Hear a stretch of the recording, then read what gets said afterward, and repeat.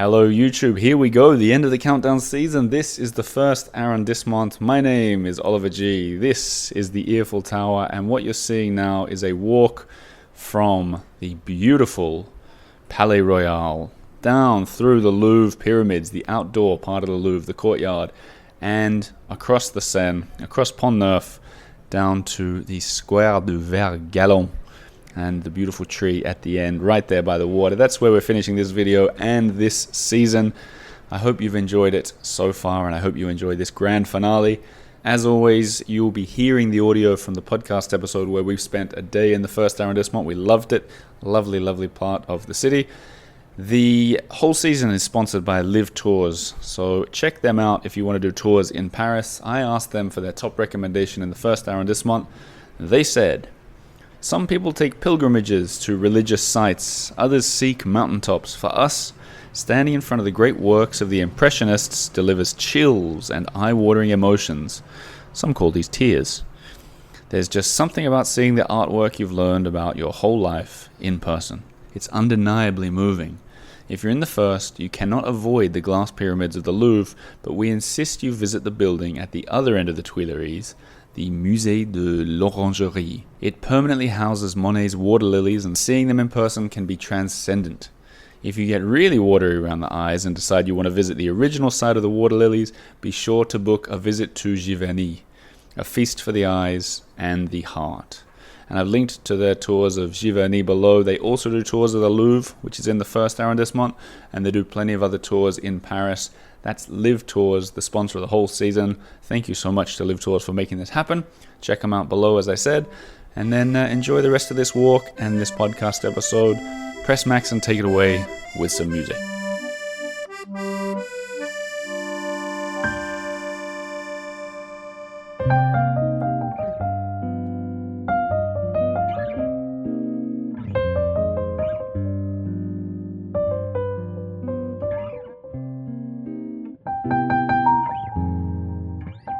We did it. We made it. We arrived. And in style, I might add. If you're just tuning in for the first time ever, gosh, you're probably pretty confused. But I think most people have been along for this journey. We started in the 20th arrondissement about 20 weeks ago. And every week we've featured an arrondissement, and we've just done the first. Feels good. Yeah, it feels amazing. I can't believe we did it. I can't believe it either. We've discussed we're not going to make this episode a big sort of, best of where we talk about everything we've done. We're going to focus on the first arrondissement. A best of sort of recap can come in another episode. So today you're going to listen to me, Oliver G. And me, Lina Norden G. Talking about the first arrondissement of Paris and what we found after spending a day there. At the end of the episode, we'll give our score, see if it sneaks into the top couple of positions. I have a feeling it's going to be up there. I think it's going to do very well. But we're also going to share the vibe of this area and talk about how best to visit. Are you ready, Lena? Yeah, let's go. Let's start with some music from the Matryoshka of music.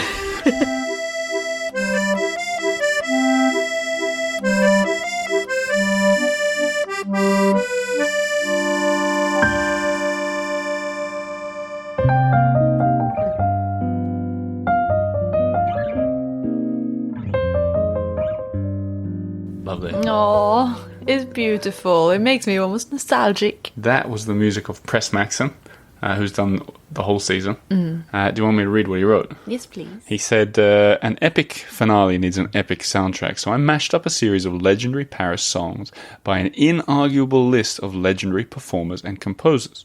We started way back on episode 1 of the countdown in the 20th with Edith Piaf, so it's only fitting that she kicks off our finale with my take on her song, Paris. That's what we just heard, but it gets better. Tell me. Followed by Charles Trenet, Le Romance de Paris, The Romance of Paris, Charles Aznavour's J'ai vu Paris, Cole Porter's I Love Paris, and finishing off with Maurice Chevalier, Paris sera toujours Paris. Wow, this feels almost like a gluttonous feast of Paris, don't you think? Like, it's so extravagant, so indulgent. You could call it a Mount Olympus of songs. Yeah. Well, that's what Press said. He said it's a veritable Mount Olympus of songs about the city, if there ever was one, where the musical gods of Paris sit side by side, smiling down on every sidewalk cafe table, every person strolling the Seine, or picnicking in a park. Oh, wow. It is perfect. It's a very nice medley. It's perfect. And as always, I'll say check out the YouTube video for the full song, which is coming out soon. And it's a nice one too. I've had a sneak peek. I feel very nostalgic. Yeah, I just, me too. yeah, it's weird. Thanks, know? Matryoshka. Yeah. President even talks about, you know what the latest is? Still, anything could happen, but the latest is to make a CD. Remember those things? CDs? You know, someone messaged in to say they'd paid doll hairs, which I'd never heard before. Never heard. For a vinyl. Love the expression. But a vinyl is just too expensive to make. Yeah. We'll make CDs. And my latest thought is we'll make 1,000 of them and give it to Patreon members. Amazing. Yeah. So there's another reason to become a Patreon member, but I'll say more about that at the end. The first. So, where do we start? The first arrondissement. Oh my gosh. Well, what comes to your head when you think about the first? If someone was to say, let's meet in the first, how would you respond? I would assume we're meeting in the Tuileries or at the Louvre Museum. Tuileries, that's the big, fancy, elegant park / garden. Yeah.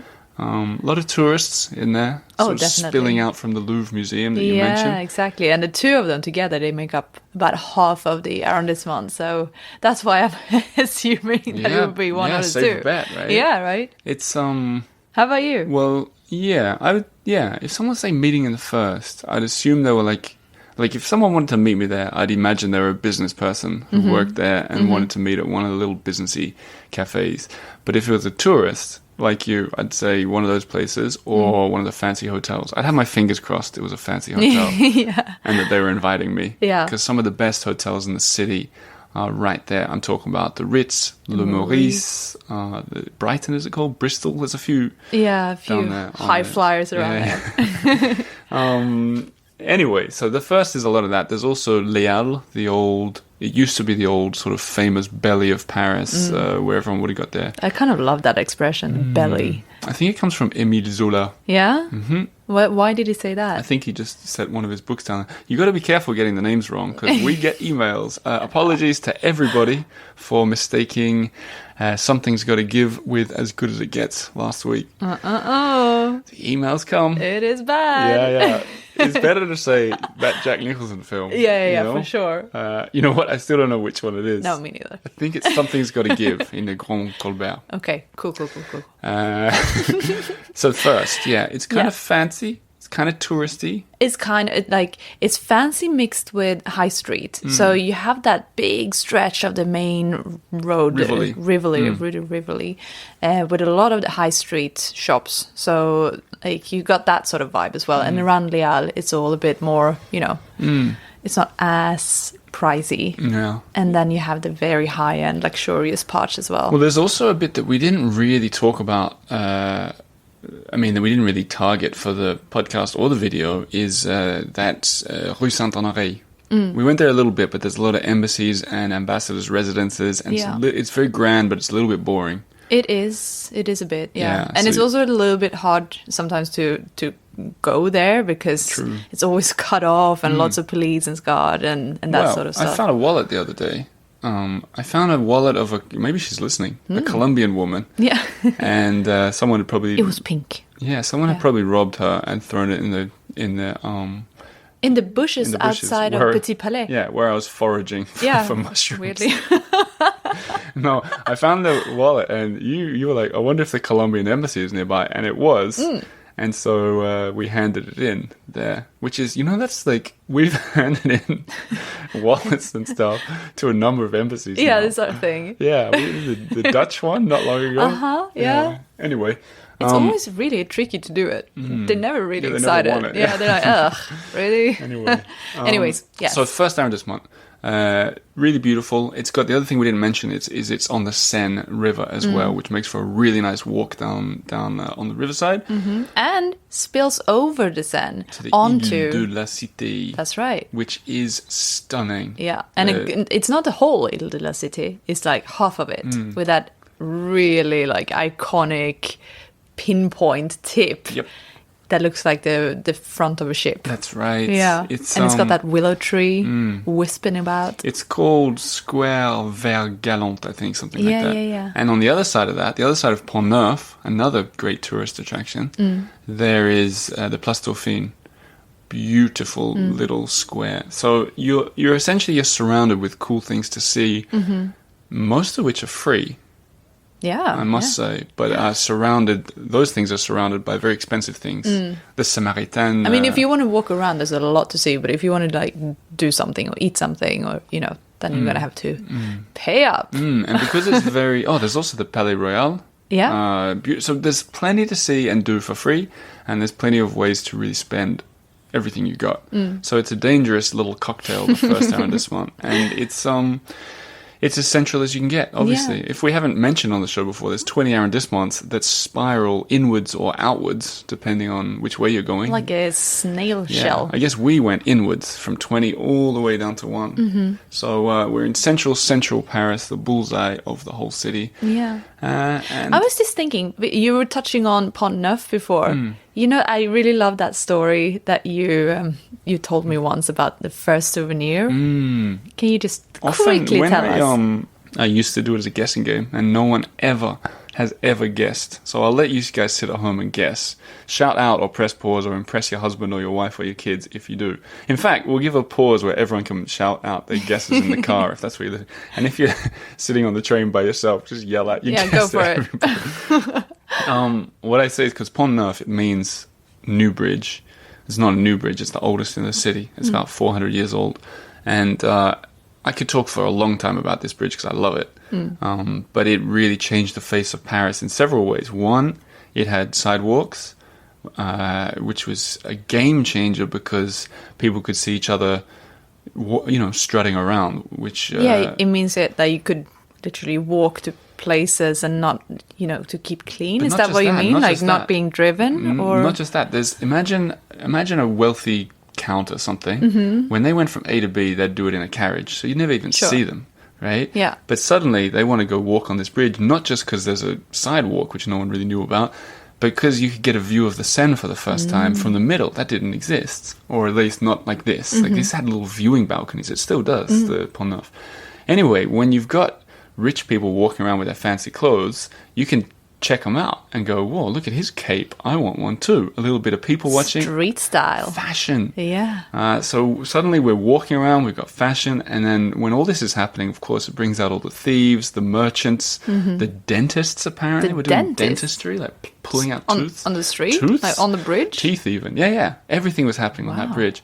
But the question I ask people that you're going to have to guess is the Pont Neuf featured on a sort of tourist knick-knack, a souvenir.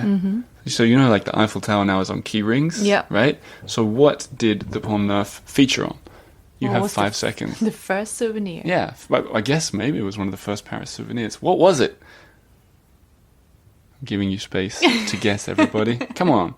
I'll give a clue. I feel like I'm hearing a few correct answers. Come on, really, guess. I'll give you a clue. It was made of paper. And we have previously, I know we said that we weren't going to do any like retrospect, but in a previous episode, 10th arrondissement, we visited a museum dedicated to this thing. And time's up. It is a fan. Yeah. Like éventail, like a fan that you cool yourself with, made of paper. So they had pictures of the bridge on the fans. I love it. As I say that out loud, I'd be surprised that there weren't fans with Notre Dame on it before that. But hey. Yeah, well. Who cares? So goes the story. Yeah, the story. Anyway, that was one of the things that they sold there, and I'm sure they still exist around the place. Shall we get into the things that we did? Yeah, let's do it.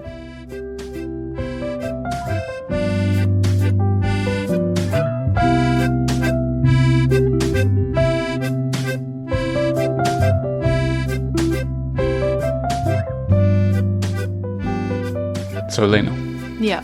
let's talk about the things we did and what we can recommend, and also what we can recommend people think twice about, perhaps. We did... Now, this was a tricky one. Due to the great babysitter shortage of Paris...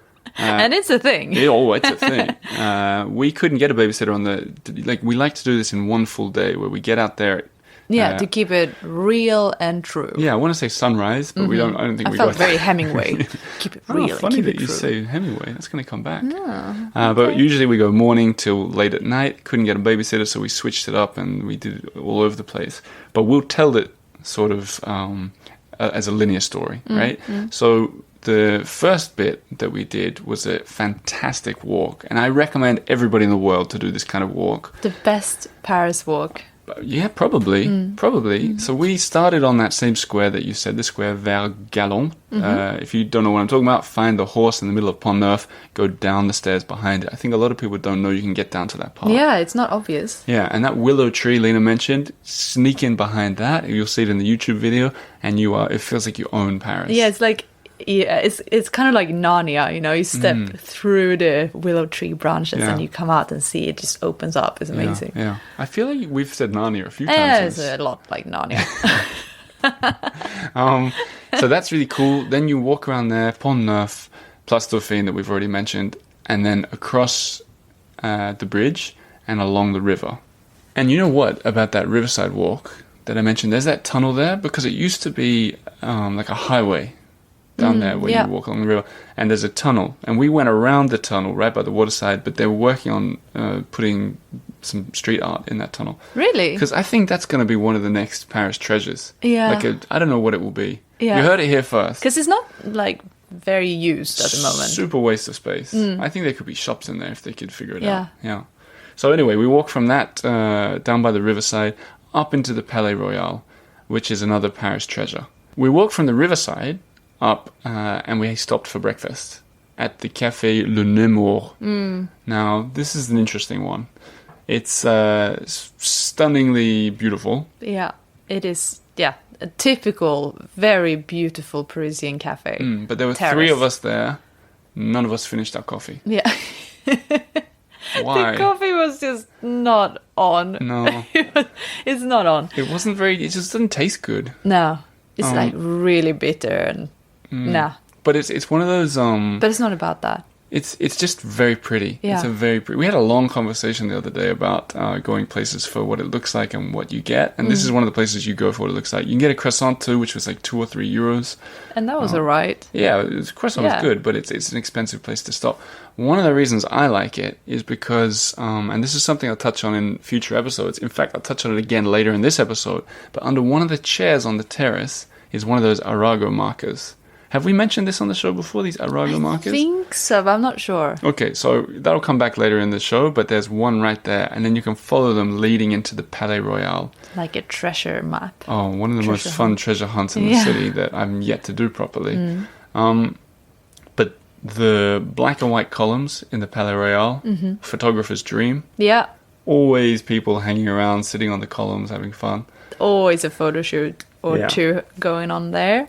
And then we popped into the sort of big garden part of it. I think Tom Cruise was in there filming Mission Impossible at one point. Yeah, I think so. I think we were in there when he was filming. Yeah, but we didn't see him. No. But we saw the crew. Yeah, and it was a substantial crew. And I asked him, I was like, I always ask him what they're filming. And he sort of winked at me and said Mission Impossible. And that either meant it was Mission Impossible... Or not at all.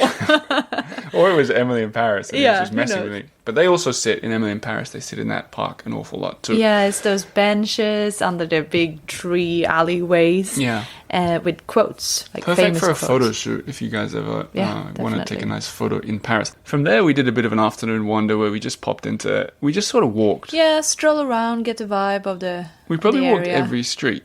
Yeah, I think It felt so. like... I mean, that sounds insane. But we really did Yeah, check but it's out not most that of the... big. Yeah. It really isn't. The one thing that we didn't do that I can recommend, and I know we shouldn't do it like this, because we tried to get to everything. But the Bourse du Commerce, that big circular building that's got a modern art renovated. display. Yeah. We just, when we were there, it wasn't open, but it's it's worth looking into. Yeah, you've been there before. I still haven't. I need to go.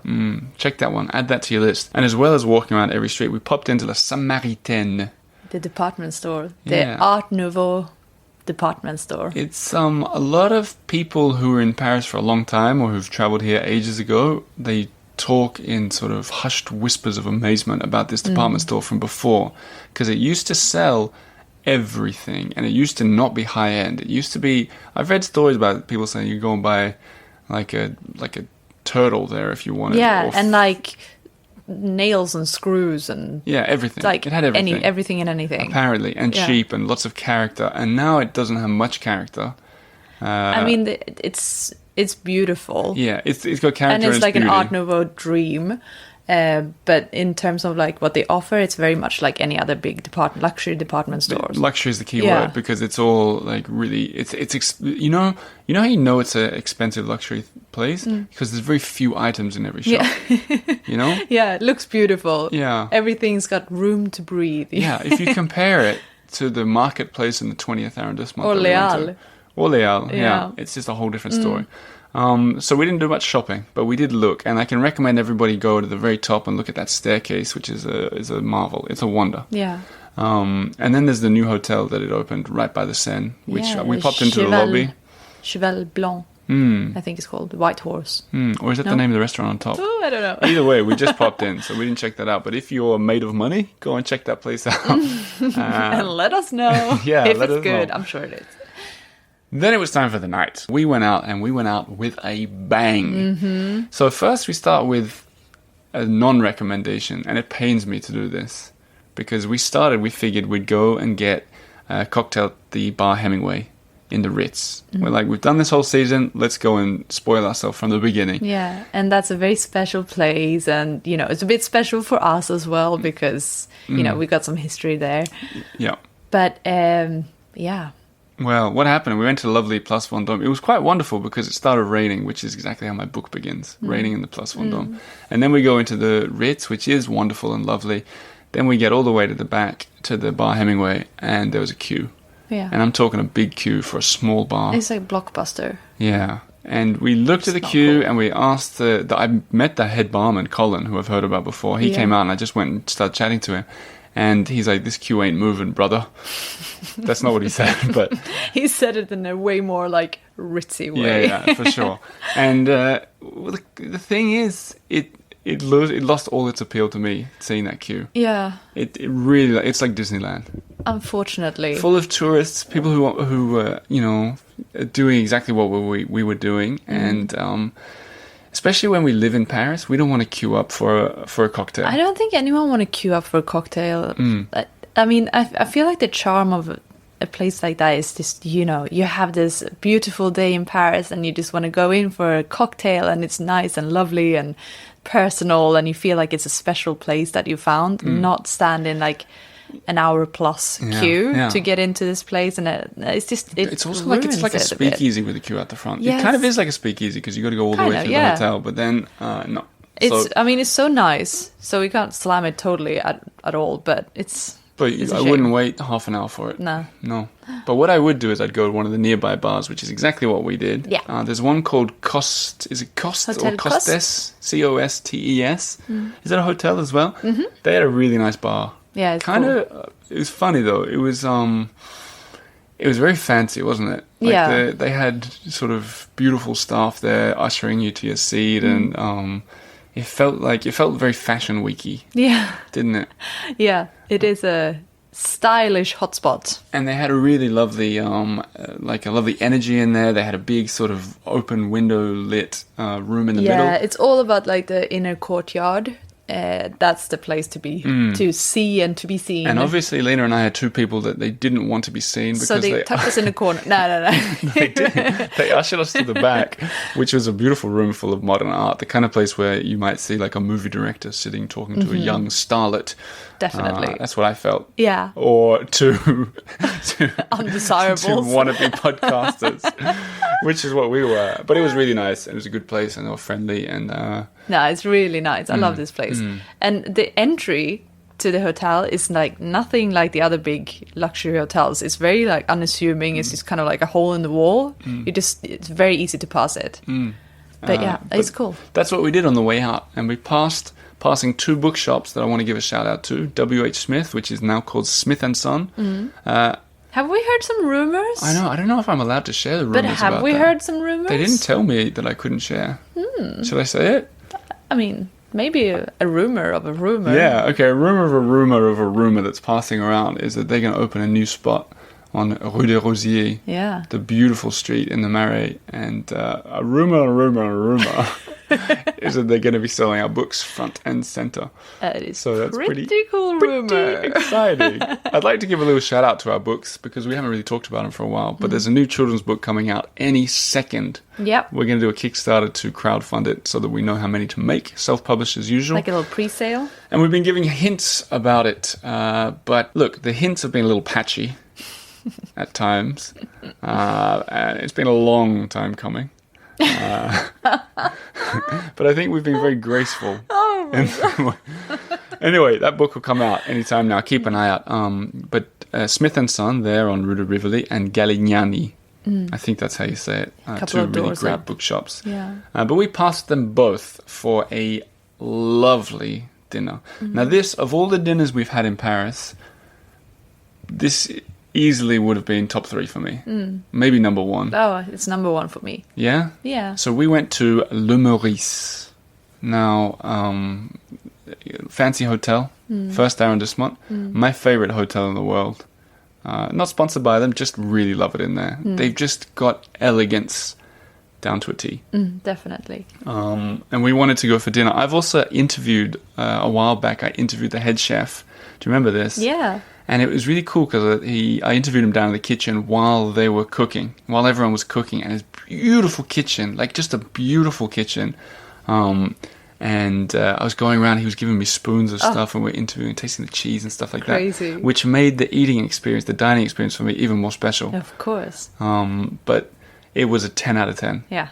Oh, it's so nice. I mean, everything's on point. Like the quality of the food, the atmosphere, the staff, the history. Made a big difference, the staff, I thought. Because we've been to a lot of restaurants for this show now, and often the staff don't care. And maybe these guys didn't care, but they were hiding it very well. Yeah. Extremely well. They did a good job of hiding. The only negative of the experience was we had to rush because we had an appointment for the next thing. And I would have loved to have stayed longer, but every detail of it. We're doing this for the research. Sure. Yeah.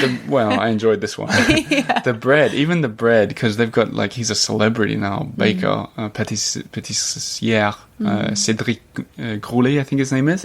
And he'd done the bread that they bring out at the beginning, which was this lovely, like, light loaf cut into 4s. It's like a donut focaccia something. Yeah, with this olive oil from the south of France that tasted delicious. Just the beginning. Then I had this pigeon. You had a octopus. We wanted to get stuff that was a little unusual.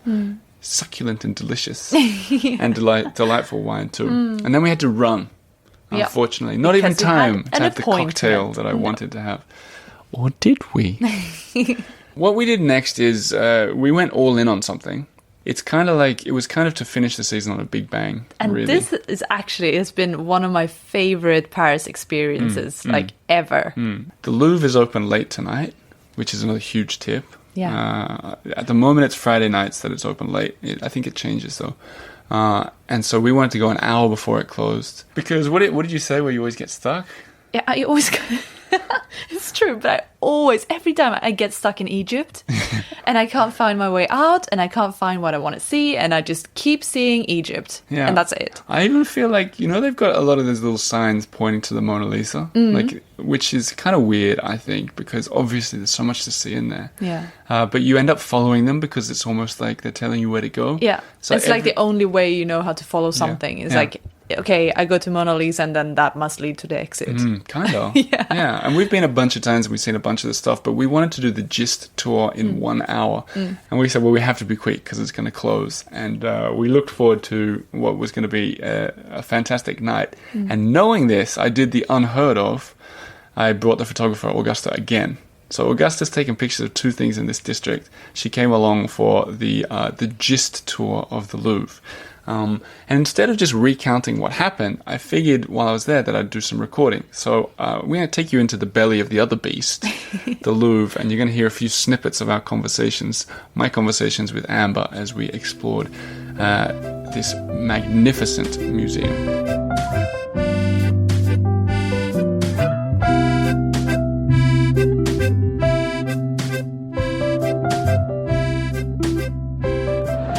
Amber Minogue. Oliver G. I feel stressed.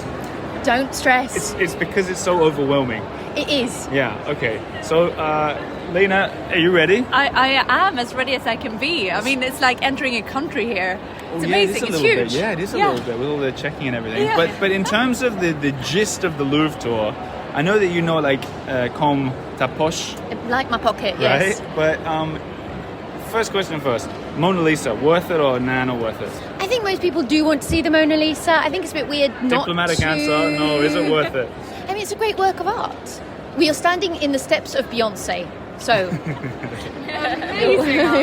Okay, can you give us a gist of the gist tour that we're going to do today? We're going to do a highlights tour, so we're going to concentrate on the Denon wing, and we'll see the 3 famous ladies. If we see the Mona Lisa, so Venus de Milo, the Winged Victory, Mona Lisa, and a few French paintings and a few Italian paintings. And what about the Philippe Auguste bricks? I'll take you there. Yes. Now I'm going to ask everybody what we want to see. Me, it's the Philippe Auguste fortifications, ramifications, vestiges. Mm-hmm. Lina, what do you want to see? Well, I said Mona Lisa before, but I changed it to the Winged Victory. Do you only want to see it because of the Audrey Hepburn scene? Perhaps. That's a Doesn't good reason. matter. That's a Yes. good reason. Yeah. That's a good reason. It is. We'll recreate the moment. That voice is Augusta, the photographer. What do you want to see? I'm just happy to be here because the last time I was here, I was 18 or 19 years old, and I had no idea what I was doing. So, backup question, follow-up question. How are you going to snap this thing? I want to see scale. I want to see you guys next to the paintings and next to the statues so that we can see just how big they are, because I think that's why the building is so big. Right? Good answer. I You love ready, it. guys? Yes. Let's run. Let's do it.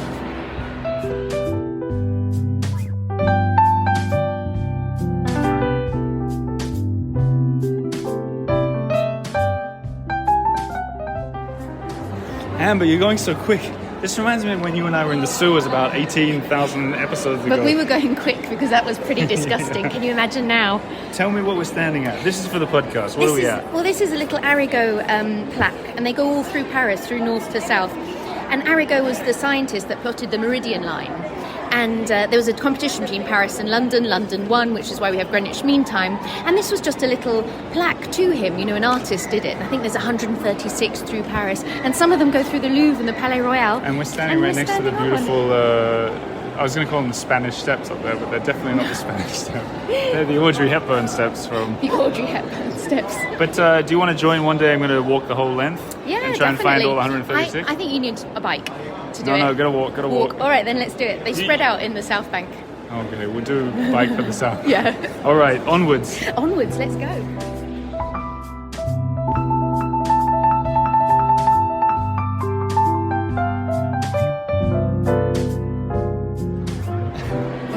Amber, we're standing near the Mona Lisa, but we're also standing next to the... Wedding feast at Cana. And it's hard to do it for a podcast, but luckily you're a podcaster too. Can you explain to me the typical reaction of people when they see Mona Lisa for the first time?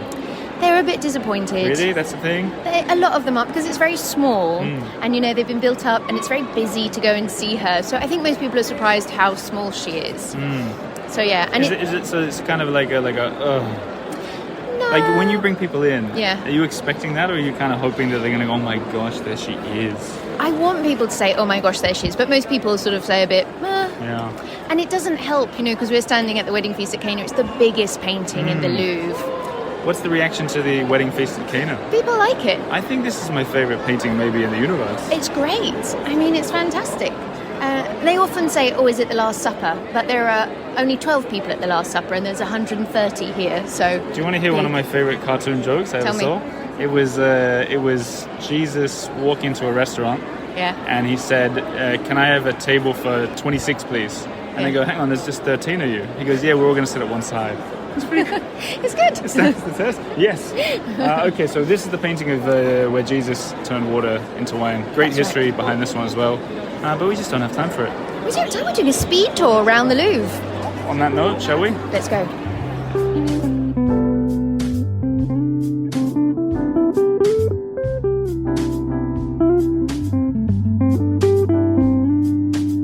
A speed tour around the Louvre is exactly what we did.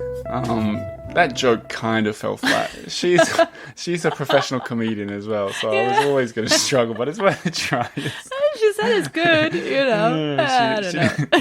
Amber Minogue, who also has a podcast, the Pan Am podcast, Pan Am Paris. It's a show about the city as well, more focusing on history. Check that out. We went to Le Meurice at the end to round out this arrondissement. We took Augusta along with us. We took Amber along, and we sat in that same fateful bar where you and I sat on one of our first dates ever. All those years ago. All those years ago, and we had cocktails. And it was just as good. It was wonderful. It was nice to go back to Le Meurice again after a quick dinner, because that place is just stunning. Yeah, we didn't feel like we were finished with it. No. But so we finished there. Yeah. You know what's nice? Like, I was just sitting there feeling really happy. Partly because we'd done the whole season, but partly because it's just such a wonderful place. It's a happy making It place. really is. Like, and they got the lovely. live music. I mean, it's we were just, so fortunate. It's so stunning. It's like an old world kind of elegance. Oh, it's timeless. I feel unspoiled by tourists, yeah. which some other hotels maybe Yeah. are. We jumped over the Louvre pretty quickly. I just want to ask, which was your favourite thing in there that we saw? My favorite? Oh, it has to be... as a Swede, I always have trouble pronouncing this, but the winged victory. I want to say the winged victory, yeah. The winged victory of Samaritaine. That's right. That's what you said as we went in down the stairs that you were looking forward to. Yeah, and it's so nice. And it has a special little place in my heart because that's where Audrey Hepburn walks down those massive stone steps and in the movie Funny Face. And she goes like in this red dress and towards the photographer. She goes like, take the picture. And I didn't even think that's why you were getting all your pictures taken there. Because you had a big flowing dress on top. Yeah, I got a few photos taken there for my little collection. Even without Audrey, that's a lovely statue. Yeah. Like, that's lovely. And that staircase is amazing. For me, besides the Philippe Auguste castle fortifications at the bottom floor, which are much overlooked, but which I'm banned from speaking about on this show, I think, Liberty Leading the People. Oh, yeah. In that red room upstairs. Yes. By Delacroix. Yeah. Fascinating, beautiful painting. Which features, if I may say so, very cleverly in our new children's book. Yeah, it has a whole spread. A whole big spread, dedicated but in to a it. very unusual way. And you might not even notice it, weirdly. Like, it's a whole spread, but you might not notice it. Wow, I love it. Okay. Yeah. Now, these scores. Seeming it's the last episode, I want to refresh everybody on scores. Let's go through the top 5, okay? So far, out of all the 19 arrondissements we've visited, first place is held by the 4th in the Marais, with 91 out of 100. Second place, the 3rd, also the Marais, 85 out of 100. No surprises there for me, really. Wow, it's a big jump there. Yeah, the 4th is that good, I think. The 5th arrondissement takes 3rd place. The 2nd arrondissement takes 4th place. And 5th place is the 6th on the left bank. So there you go. They're with 82 out of 100. So, for the first arrondissement to take top place, it needs over 91. I don't know if it's going to make it, although I know you've been very generous with your 10s. I have, unfortunately. You give them out like it's I candy know. at Christmas. I'm a giving person, what can I say? Let's get into our scores. Okay. First arrondissement. We begin with strollability. I give it a solid 10. 10, me too, Yeah. obviously. I mean, how can you not? Obviously. Yeah. Okay, it's very strollable. Very variable. Number 2 here, the affordability out of 10. 3? Me too. I gave it a 3 as Yeah, well. because the Tuileries are huge. Yeah. Free. The Louvre, huge. 17 euros. That's not bad for Yeah. like a day or Yeah. an hour or Yeah. whatever. Yeah. Like, that's fine. Yeah. We don't need So, to yeah. justify No, this. We no. both said the Yeah, same that's score. true. Shareability. Yeah, 10. Me too. Yeah. It's very shareable. Touristability. Well, here I went a bit rogue. 11. Yeah, I put 10. Okay, good, cool. Can we accept an 11? I think it's the final. It's the This end of the means season. if we accept it, we have to put an asterisk next to the final score. I mean, do we? Well, let's see. Because I feel like maybe I was a bit too generous previously, and now I'm trying to make up for it. What I feel is just fitting. It's very funny. So The 11 stays. If it doesn't affect the ranking, it stays. If it affects, we have to change. But we need to redo all the scores on a different ranking. Sure. 11. Accessibility.